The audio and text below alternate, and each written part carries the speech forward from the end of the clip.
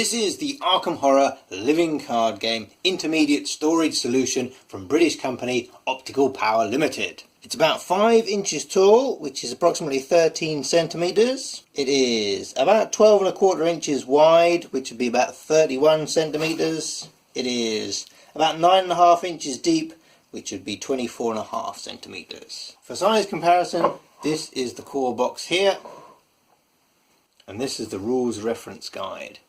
The lid has been engraved with a nice filigree border and the word Arkham Horror in very large text.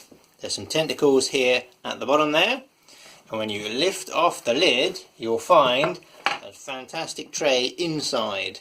This lid will comfortably hold both your rulebooks, your campaign guide, all the tokens that you get, a small chaos bag. You can stick a pencil in there for your campaign log, and the lid closes very nicely. There's probably enough room to put the components from 2 core sets in there.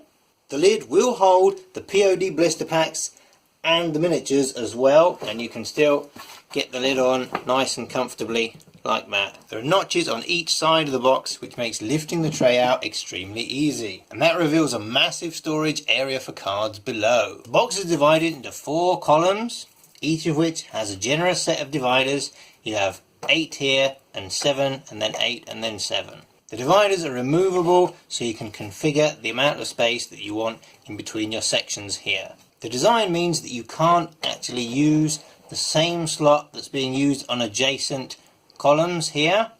It just simply won't fit in like that.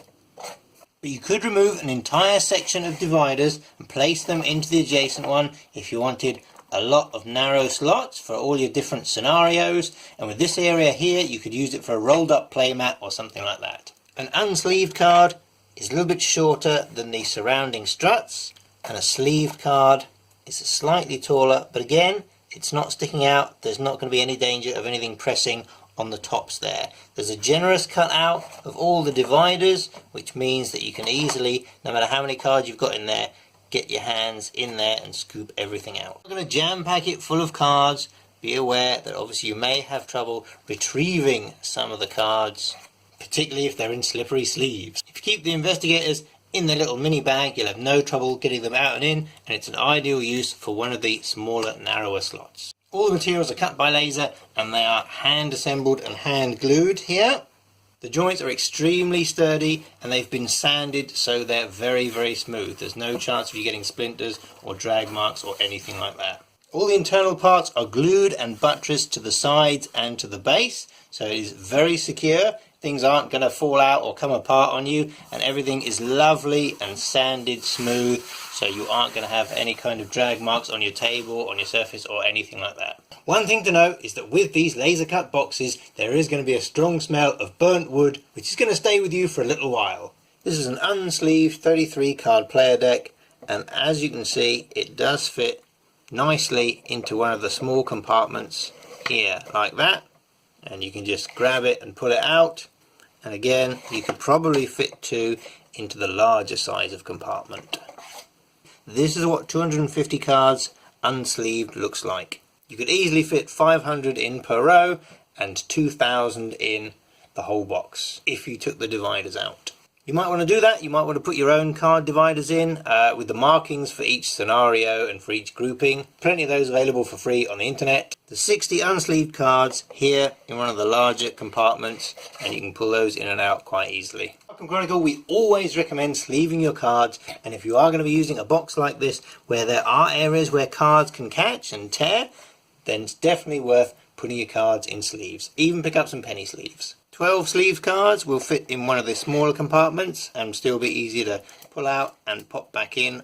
This is a sleeved 33 card player deck, which is too wide for the smaller compartments, but will easily fit into one of the larger ones, and you can pop it out there with ease. These are all the cards from one core box sorted into their individual sets. This is one potential setup for the core game. On the left hand side we've got all the encounter sets separated into individual tiny compartments, going from the ones you need earliest in the campaign to the ones you need latest in the campaign at the back. We've got the core encounter sets for each of the individual parts of the campaign.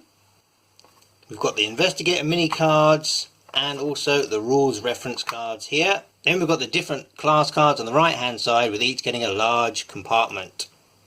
The neutral ones taking up the largest area. Then we've got the weaknesses, the investigator cards, and their investigator specific cards as well.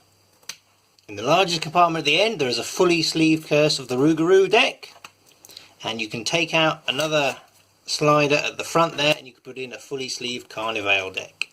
Or if you want to store them separately, you can put the individual blisters in the large compartment that we've created here. If you have two core sets, or if you get a Dunwich Legacy box, there is plenty of room for each of the class cards to be expanded here. And you can always remove some of the slats in with the encounter cards, condense those into a smaller space, and then add your Dunwich campaign in here. You've probably got room for another 2 blister packed POD scenarios in here, or Mythos packs if you don't have time to sort them out. And your tray with all your rulebooks and components fits nicely on the top there.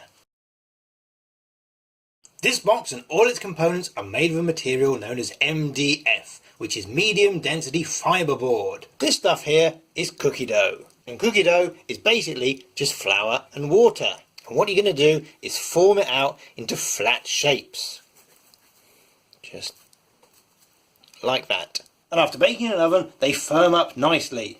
And MDF follows the same principle. It's wood with water and a little bit of glue, which is pressed into flat sheet and baked in something like an oven. It's very dense, so that makes it a little heavier, but it is extremely strong. And this product here was cut by laser and assembled with glue. And when it's full of cards, you will appreciate that strength. And likewise with MDF, if you do get it wet, it will start to suck up water and eventually break down. At the Arkham Chronicle, we would very much classify this as an at-home solution. Meaning you can put your entire collection in there, it can live in your games room, and everything will be on hand, ready to build your decks.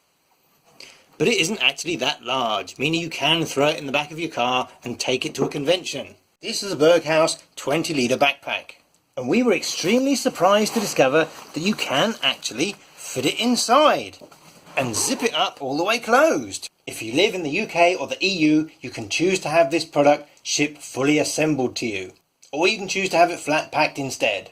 Just add a message in the cart when you order, or contact them by email. If you live in the rest of the world, this will probably ship flat packed, so you'll have to assemble it yourself. But you can always contact the people at OP Laser Limited and find out how much it would cost to ship fully assembled. Okay, so let's put some cards in this thing. We've squeezed 70 unsleeved cards into one of the large compartments, and we can lift them in and out. There's probably still room for another Green Apple Quick Steps, but we wouldn't want to force it. With 8 compartments, that makes 560 unsleeved cards. And if you filled up everything, that would make roughly 2,240 unsleeved cards you can fit in here whilst retaining all of the dividers. But we wouldn't recommend using a box like this with a raw surface for unsleeved cards, particularly when you're pressing them in so tightly. Look after your cards. And this is exactly 250 triple sleeve cards of the thickest sleeves we could find. We've put 13 double sleeve cards comfortably in one of the smallest compartments. That means you could fit 208 in the whole row. We can comfortably put 31 cards in double sleeves in one of the larger compartments. So in a large only roll you could put 243 cards. And in this row here, which has 7 large and 2 small, one at each end, you could put 243 cards comfortably in double sleeves.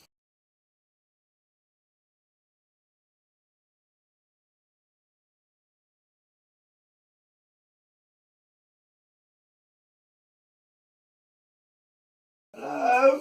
I've got sticky hands. I can't turn the camera off. Hello?